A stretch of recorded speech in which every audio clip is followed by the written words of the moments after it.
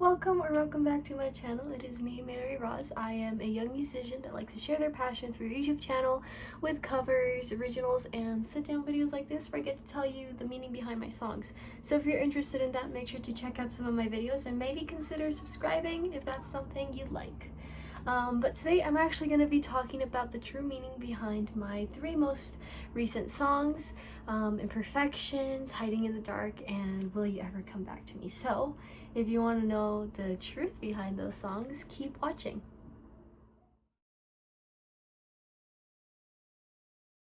So let's start with Imperfections. I believe I posted Imperfections between May or June-ish, I think so. But in reality, I actually wrote that song 2 years ago, which is crazy. But I never uploaded it for many reasons. The actual, I guess, backstory to it is that when school was a thing before COVID, there was this talent show, and I decided that I would write my song and show it to the whole school. I don't know how I literally got the courage to do that, because first of all I had to audition in front of teachers, and then I had to actually do it to a whole school, which was really scary. And the writing and the music is 100% by me. I went through feedback loops, but the writing for sure is mostly me. And I wrote this about oh my gosh, almost 3 years ago. Damn, that is crazy.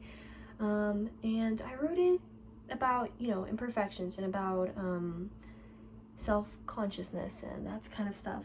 In my school, I go to an all-girls school, and I mean, a thing that all girls specifically, I'm not saying guys don't go through it, they do, but I feel like it's more, sometimes like girls go through it worse, I don't know, is being self-conscious and the way it makes you feel and it makes others around you kind of interact with you, and the way you interact with others, right? Because not everybody's like, oh, I'm so insecure, I'm just gonna be like a little quiet. No, some people I guess get mad and then they start picking on other girls, and it gets all complicated.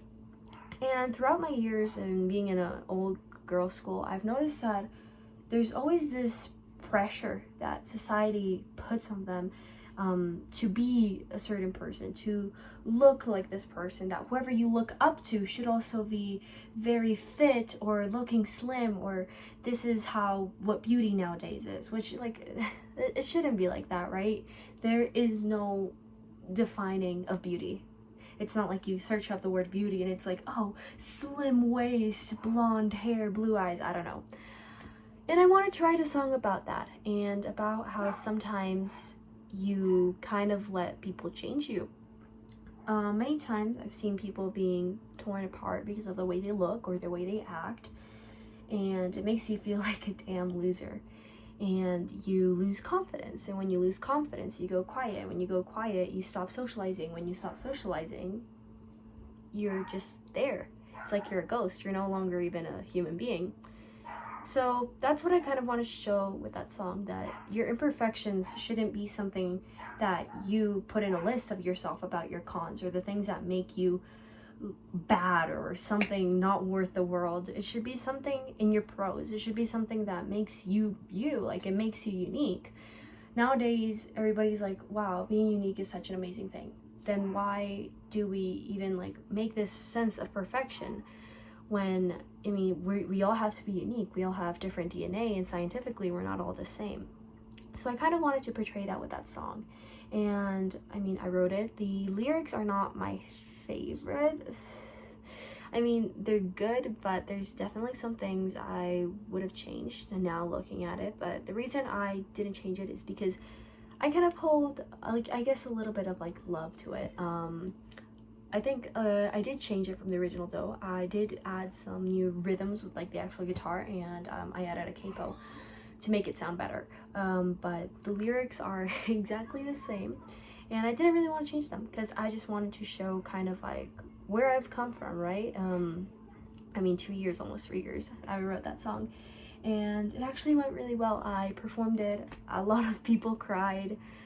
And I think that was like a moment, that was the first time I ever really showed an original song to the public, or to somebody that was not my family, like specifically. I did post like 3 originals on my YouTube channel before that, but they were pretty trashy, and to be honest, they were mostly improvised. And I feel like this was like my first ever like good original that I could say like, wow, that's like, it's good. The lyrics were pretty good, not the best, not the worst though. The guitar was okay, and the vocals were, yeah, they were okay, you know. It's not a hit, it's not gonna be the best song on earth, but it was overall okay.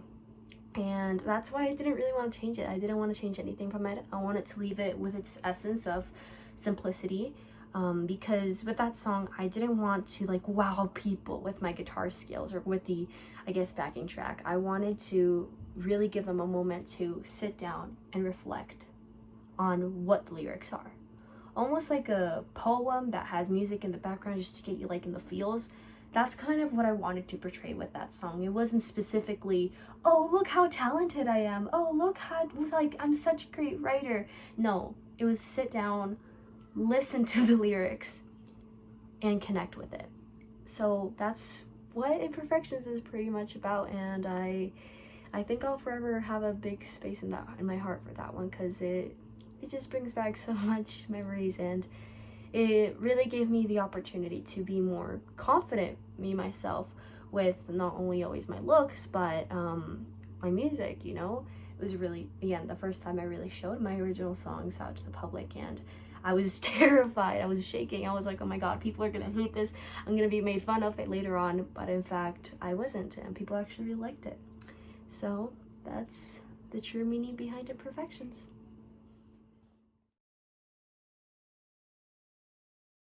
Okay, up next we have Hiding in the Dark, which I believe I posted in July. And Hiding in the Dark, I started writing maybe November 2020, if not maybe a little bit later. Now you may be like, wow, that's a long time. And if you watched my last video of the true meaning behind my songs, then you know I take a really damn long time to write freaking songs. But Hiding in the Dark, I want to say it was the fastest song, if not the second fastest song I ever wrote. Believe it or not. Because I started in November and I actually finished it in like December or January. The only reason why I didn't post it back then was because I wanted to post my other originals. I was really scared, okay? Bringing original music out, especially on a social platform, is so terrifying, because it's like, it's there forever, okay? Like, ain't nobody gonna forget that. It's up and it's up, right? So it's scary because it's like there's a lot of pressure on it. So sometimes I get really insecure about my original music, and I overthink an example like that, because I literally finished in January and I've just posted it in July.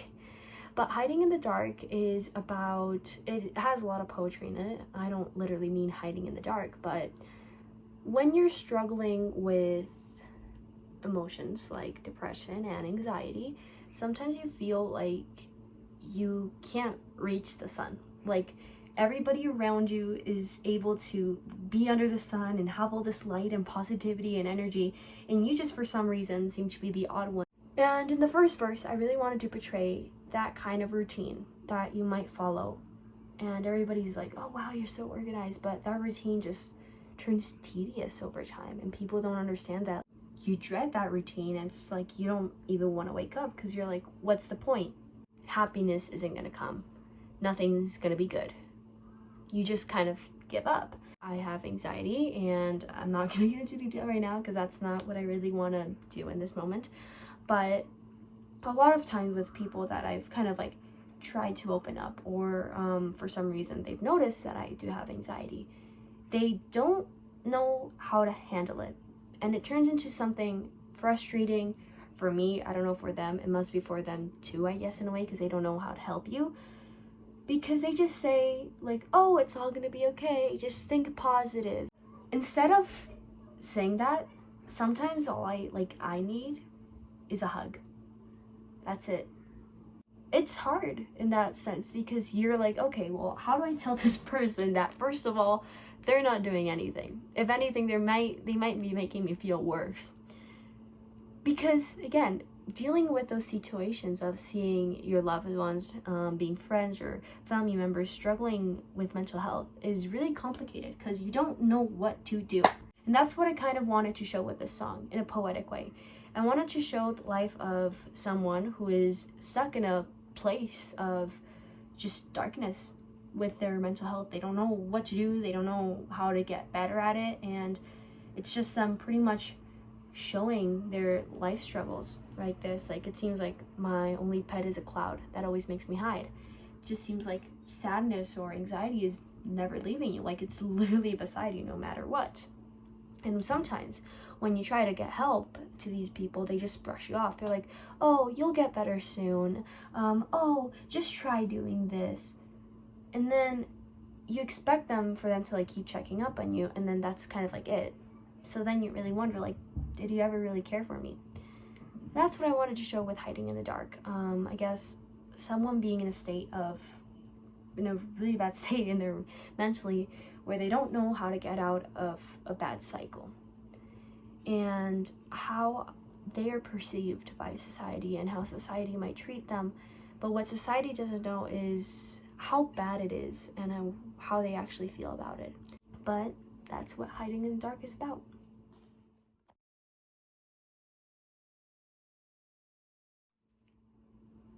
My last and final song I'm going to be talking about is Will You Ever Come Back to Me?